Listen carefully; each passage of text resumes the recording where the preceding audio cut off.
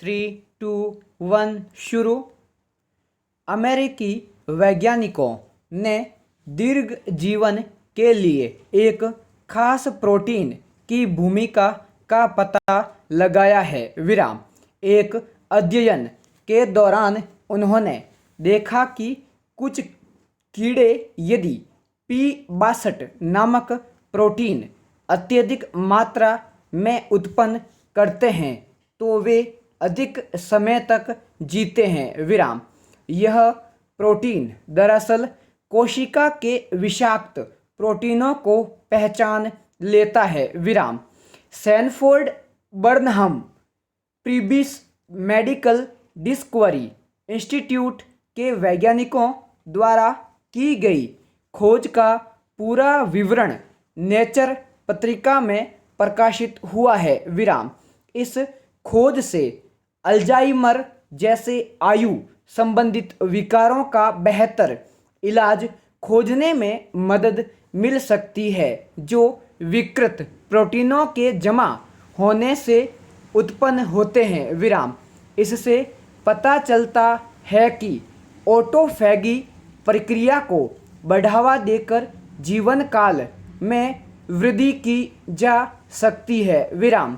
कोशिकाएं इस प्रक्रिया का इस्तेमाल अपने पुराने और क्षतिग्रस्त हिस्सों को रिसाइकल करने के लिए करती हैं। विराम। उन्होंने कहा कि इस शोध से पहले हमें यह तो पता था कि ऑटोफैगी प्रक्रिया का संबंध आयु वृद्धि से है, लेकिन दीर्घ जीवन पर P62 प्रोटीन के प्रभाव को लेकर कोई जानकारी नहीं थी। विराम। वैज्ञानिक पहले यह सोचते थे कि कोशिका के स्तर पर रिसाइक्लिंग सभी अपशिष्ट उत्पादों पर लागू होती है। विराम। ऑटोफैगी बहुत चुनिंदा तरीके से काम करती है। विराम। इसका अर्थ यह हुआ कि कोशिका विभिन्न किस्म के कचरों को कोशिका के रिसाइक्लिंग केंद्रों में पहुंचाने के लिए P62 प्रोटीन जैसे अलग अलग रिसाइक्लिंग माध्यमों का इस्तेमाल करती है। विराम।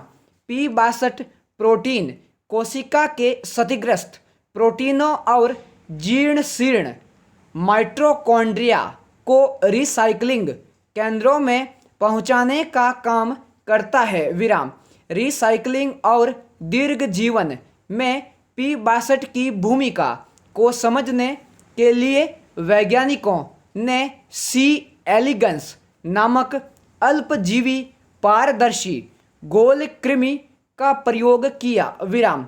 इससे पहले हैंसेन की टीम ने पता लगाया था कि कीड़ों को कम अवधि का हीट शॉक देने पर P62 के स्तर में वृद्धि हो जाती है। विराम। पैरा। इस खोज से उत्साहित होकर वैज्ञानिकों ने P62 प्रोटीन की अत्यधिक मात्रा उत्पन्न करने के लिए C. एलिगन्स में आनुवंशिक फेरबदल किया। विराम। इन कीड़ों का सामान्य जीवन काल 3 महीने होता है जो इस कवायद से प्रभावित हुआ। विराम। शोधकर्ताओं को इस बात पर हैरानी हुई कि P62 के स्तर में वृद्धि करने पर कोशिका के रिसाइक्लिंग माध्यमों और रिसाइक्लिंग केंद्रों की संख्या में वृद्धि हो गई और वे ज़्यादा कचरे की रिसाइक्लिंग करने में कामयाब रहे। विराम। इससे स्पष्ट होता है कि P62 ने इस कार्य में महत्वपूर्ण भूमिका निभाई। विराम। पैरा।